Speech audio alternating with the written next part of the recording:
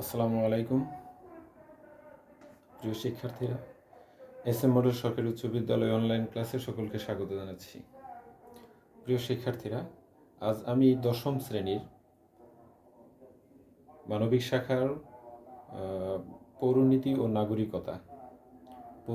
ও নাগরিকতা পাঠ্য বই থেকে রাষ্ট্র ও সরকার ব্যবস্থা নিয়ে আলোচনা করব। প্রিয় শিক্ষার্থীরা, রাষ্ট্র ও সরকার ব্যবস্থা, আমরা জানি যে রাষ্ট্র হলো একটি রাজনৈতিক প্রতিষ্ঠান। সাধারণত রাষ্ট্রের উপাদান চারটি।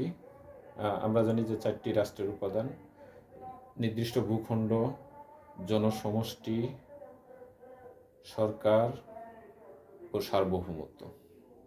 এই চারটি উপাদানের সমন্বয়ে রাষ্ট্র গড়ে ওঠে। সরকার হলো রাষ্ট্রের একটি গুরুত্বপূর্ণ উপাদান, কারণ সরকারের মাধ্যমেই রাষ্ট্র তার যাবতীয় কাজ সম্পন্ন করে থাকে। তো আজকে আমাদের রাষ্ট্র ব্যবস্থায় বিশ্বের বিভিন্ন প্রকার রাষ্ট্র ব্যবস্থা নিয়ে আলোচনা করব। আমরা জানি যে রাষ্ট্র একটি রাজনৈতিক প্রতিষ্ঠান, আর সরকার রাষ্ট্র গঠনের অন্যতম প্রধান উপাদান। সরকার মূলত রাষ্ট্রের মুখপাত্র হিসেবে দেশ পরিচালনা করে। রাষ্ট্র ও সরকার বিভিন্ন রকম হতে পারে। রাষ্ট্রের সামাজিক ও রাজনৈতিক চাহিদার ভিন্নতার কারণে বিশ্বের বিভিন্ন রাষ্ট্রে বিভিন্ন ধরনের সরকার ব্যবস্থা গড়ে উঠেছে।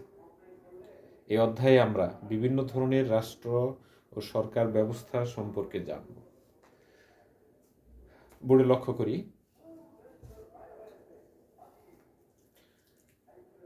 রাষ্ট্র ব্যবস্থা এখানে কয়েকটি নীতির ভিত্তিতে রাষ্ট্র ব্যবস্থাকে ভাগ করা হয়েছে। যেমন অর্থনীতির ভিত্তিতে রাষ্ট্র ব্যবস্থা দুই প্রকার: একটি হলো পুঁজিবাদী রাষ্ট্র আর একটি সমাজতান্ত্রিক রাষ্ট্র।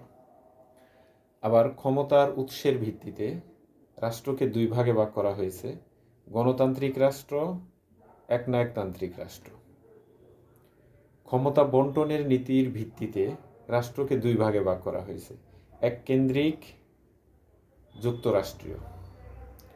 আবার উত্তরাধিকার সূত্রের ভিত্তিতে, উত্তরাধিকার বলতে রাজতন্ত্র, উত্তরাধিকার সূত্রের ভিত্তিতে রাষ্ট্রকে দুই ভাগে ভাগ করা হয়েছে: নিয়মতান্ত্রিক রাজতন্ত্র আর নিরঙ্কুশ রাজতন্ত্র।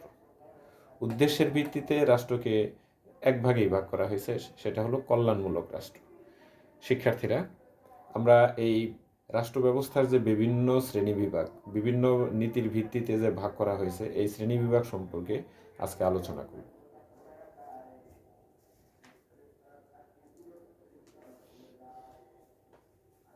প্রথমে অর্থনীতির ভিত্তিতে রাষ্ট্রকে দুই ভাগে ভাগ করা হয়েছে: একটি হলো পুঁজিবাদী রাষ্ট্র আর একটি সমাজতান্ত্রিক রাষ্ট্র। পুঁজিবাদী রাষ্ট্র কি?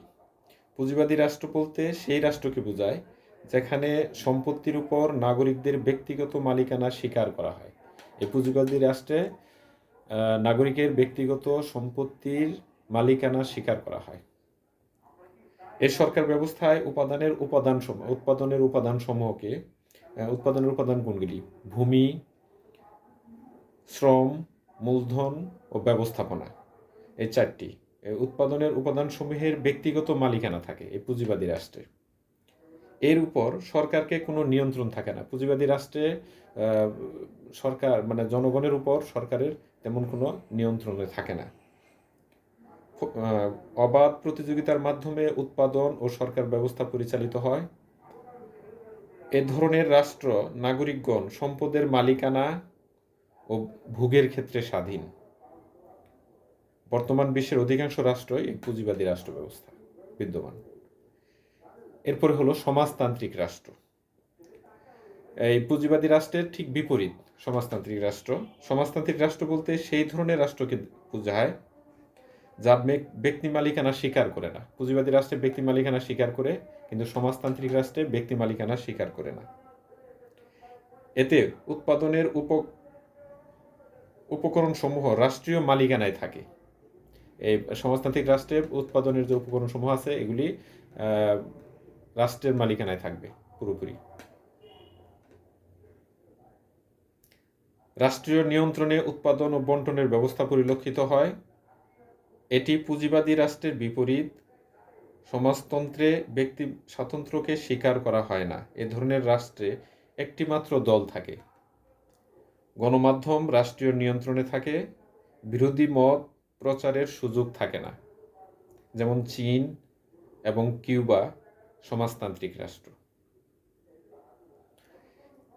দ্বিতীয়, ক্ষমতার উৎসের ভিত্তিতে। ক্ষমতার উৎসের ভিত্তিতে রাষ্ট্র ব্যবস্থাকে দুই ভাগে ভাগ করা হয়, একটি গণতান্ত্রিক আর একটি একনায়কতান্ত্রিক। আমরা গণতন্ত্র সম্পর্কে জানি যে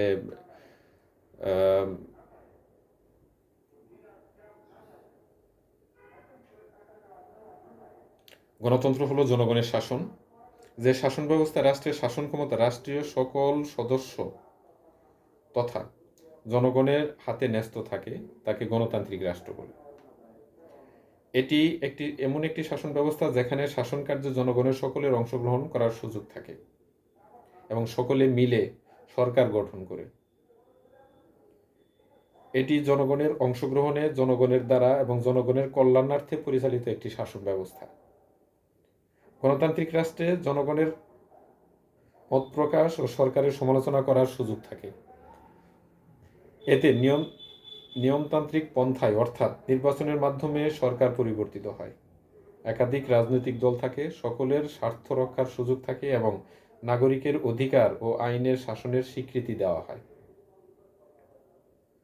বাংলাদেশ, ভারত, যুক্তরাষ্ট্র, যুক্তরাজ্য ইত্যাদি দেশগুলোতে গণতান্ত্রিক শাসন ব্যবস্থা বিদ্যমান আছে। এরপর একনায়কতান্ত্রিক শাসন ব্যবস্থা। আরেকটি কথা যে গণতান্ত্রিক শাসন ব্যবস্থার অনেক গুণ থাকতে পারে। আমরা গুণগুলি নিয়ে আলোচনা করব। যে ব্যক্তি স্বাধীনতার রক্ষা কবচ একটা বিশাল বৈশিষ্ট্য। ব্যক্তি স্বাধীনতা, গণতান্ত্রিক রাষ্ট্রে ব্যক্তি স্বাধীনতা থাকে। দায়িত্বশীল শাসন একটা বৈশিষ্ট্য, দায়িত্বশীল শাসন। এরপর সরকারের দক্ষতা বৃদ্ধি পায়। সাম্য ও সম অধিকারের প্রতীক এই গণতান্ত্রিক শাসন ব্যবস্থা। নাগরিকের মর্যাদা বৃদ্ধি পায়, কারণ নাগরিকই সকল ক্ষমতার উৎস গণতান্ত্রিক শাসন ব্যবস্থায়। যুক্তি ও সম্মতির উপর প্রতিষ্ঠিত। রাজনৈতিক শিক্ষা লাভ করা যায়, কারণ গণতান্ত্রিক চর্চা অব্যাহত থাকলে রাজনৈতিক শিক্ষা অর্জন করা সম্ভব হয়। বিপ্লবের সম্ভাবনা কম গণতান্ত্রিক রাষ্ট্রে। যেমন এই ভালো গুণ যেগুলি আছে এর কিন্তু কিছু ত্রুটিও আছে। ত্রুটি কি কি? যে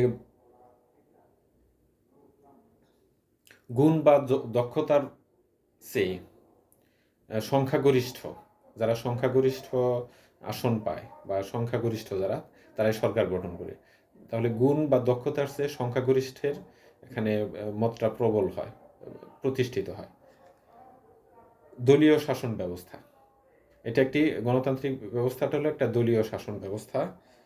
তারপর ব্যয়বহুল ও অর্থের অপচয় হয় গণতান্ত্রিক শাসন ব্যবস্থা, কারণ নির্বাচন হলে অনেক ব্যয়বহুল এবং অর্থের অপচয় হয়ে থাকে।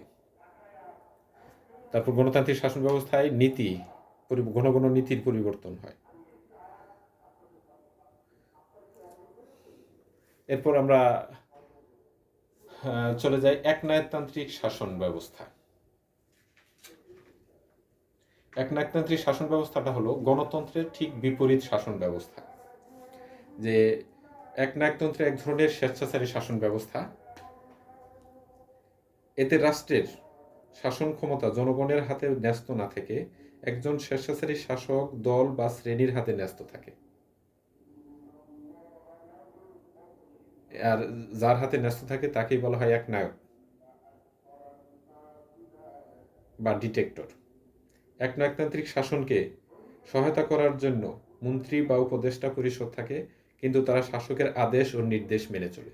যদিও মন্ত্রী বা উপদেষ্টা পরিষদ থাকে, তবুও তারা ওই একনায়কের আদেশ নিষেধ মেনে চলে। একনায়কের আদেশই আইন। আর এই শাসন ব্যবস্থায় একনায়কের কোনো জবাবদিহিতার সুযোগ থাকে না। হ্যাঁ, এখানে মূল কথাটা হলো যে এক জাতি এক দেশ এক নেতা, এটি হলো একনায়কতন্ত্রের মূল আদর্শ। হ্যাঁ, যেটা গণতন্ত্রের ঠিক বিপরীত। এই একনায়কতান্ত্রিক শাসন ব্যবস্থার কিছু গুণ আমরা বলতে পারি যে এখানে নীতি বা আদর্শের ক্ষেত্রে আমরা গণতান্ত্রিক ক্ষেত্রে উল্লেখ করেছি যে সিদ্ধান্ত নিতে সময় লাগে। হ্যাঁ, কিন্তু একনায়কতান্ত্রিক শাসন ব্যবস্থায় যেহেতু এক ব্যক্তির উপর ন্যস্ত, সিদ্ধান্ত নিতে সময় লাগে না। ঘন ঘন নীতির পরিবর্তন গণতান্ত্রিক শাসন ব্যবস্থায় পরিবর্তিত হয়, কিন্তু একনায়ক শাসন ব্যবস্থায় ঘন ঘন নীতির পরিবর্তন হওয়ার সুযোগ তুলনামূলক কম থাকে। এর দুষ্ত্রুটিগুলিও একনায়কতান্ত্রিক শাসন ব্যবস্থার দুষ্ত্রুটিগুলি বর্ণনা করি। গণতন্ত্র বিরোধী, পুরোপুরি গণতন্ত্রের বিপরীত।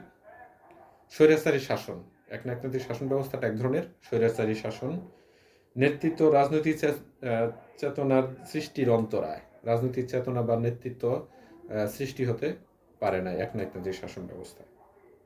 বিপ্লবের সম্ভাবনা থাকে। বিশ্ব শান্তির বিরোধী এই একনায়কতান্ত্রিক শাসন ব্যবস্থা। এরপর আমরা ক্ষমতা বন্টনের নীতির উপর ভিত্তি করে, ক্ষমতা বন্টনের নীতির উপর ভিত্তি করে রাষ্ট্র ব্যবস্থাকে দুই ভাগে ভাগ করা হয়। একটি হলো এককেন্দ্রিক, আরেকটি যুক্তরাষ্ট্রীয়। এককেন্দ্রিক রাষ্ট্রে সংবিধানের মাধ্যমে রাষ্ট্রের সকল শাসনতান্ত্রিক ক্ষমতা কেন্দ্রীয় সরকারের হাতে ন্যস্ত করা হয়। ফলে কেন্দ্র থেকে দেশ পরিচালনা করা হয়,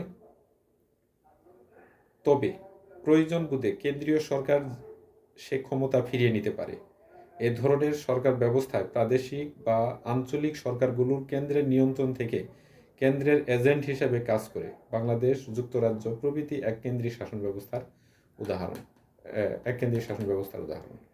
এরপর আমরা যুক্তরাষ্ট্রীয় শাসন, ফেডারেল গভর্নমেন্ট যাকে বলা হয়, হ্যাঁ, সরকার ব্যবস্থা।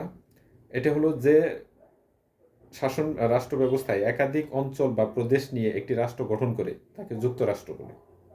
এ ব্যবস্থায় কেন্দ্রীয় সরকারের শাসন কার্যের সুবিধার জন্য সংবিধানের মাধ্যমে কেন্দ্র ও প্রদেশ বা অঞ্চলের মতো ক্ষমতা বন্টন করা হয় অঞ্চলের মধ্যে। এছাড়া যুক্তরাষ্ট্রীয় সরকার রাষ্ট্রের বিভিন্ন এলাকার সম্পদ আহরণ করে একটি বৃহৎ অর্থনীতির গঠনপূর্বক রাষ্ট্রকে উন্নতির দিকে নিয়ে যেতে পারে। তাই বিশ্বের সকল যুক্তরাষ্ট্রই কম বেশি উন্নত, যুক্তরাষ্ট্রীয় শাসন ব্যবস্থা যেগুলিতে আছে তারা কম বেশি উন্নত। আমাদের পার্শ্ববর্তী দেশ ভারত একটি যুক্তরাষ্ট্র মানে যুক্তরাষ্ট্রীয় সরকার রাষ্ট্র ব্যবস্থা বিদ্যমান। এরপর উত্তরাধিকার ভিত্তিতে, সূত্রের ভিত্তিতে বা রাজতন্ত্র, এটা দুই ভাগে ভাগ করা হয়। একটা হলো নিয়মতান্ত্রিক রাজতন্ত্র, আর একটি নিরঙ্কুশ রাজতন্ত্র। নিয়মতান্ত্রিক রাজতন্ত্র হলো এ ধরনের রাষ্ট্র ব্যবস্থায় রাষ্ট্রের রাজা বা রানী উত্তরাধিকারী সূত্রে বা নিয়মতন্ত্র ভাবে রাষ্ট্রপ্রধান হন, কিন্তু তিনি সীমিত ক্ষমতা ভোগ করেন। আমাদের বাংলাদেশের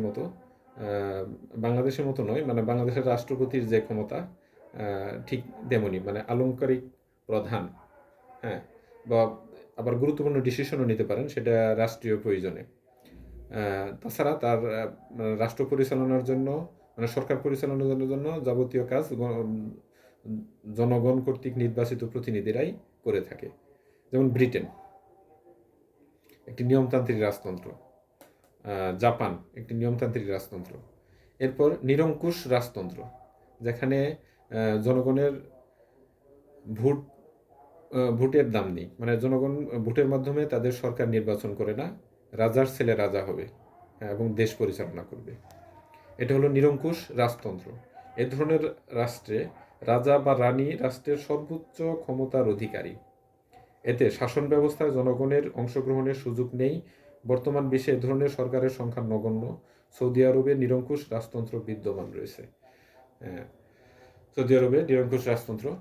রয়েছে। এরপরে উদ্দেশ্যের ভিত্তিতে রাষ্ট্র ব্যবস্থা, এটা শুধুমাত্র একটা ভাগে ভাগ করা হয়, সেটা হলো কল্যাণমূলক